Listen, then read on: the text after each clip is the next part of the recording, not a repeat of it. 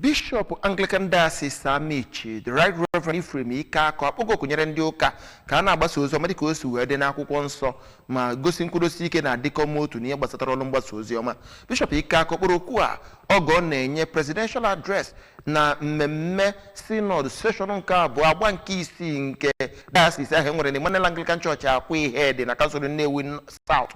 Ya bụ ya na enye nke banyere mmepe na-aga n'iru dịka ihe gbasatara ọrụ mgbasa oziọma si wee dị na achụta m ịbụ ụmụazụ amokpo okwu nyere ndị ụka ka e na-enwe ezi ntụgharị uche na-enwe ezi usoro mgbasagharị oziọma nyere ndị ụka ma na-esokwu usoro kwesịrị ekwesị ka e na-eweghachi ọnọdụ na ezi ebumnobi ịbụ ezigbote onye ụka azụ bụ ka onye nwe anyị Jizọs Kraịst tara afụfụ ya ma nwụọrọ anyị ọnwụ maka ya. Njide Kokoye wetara anyị akụkọ.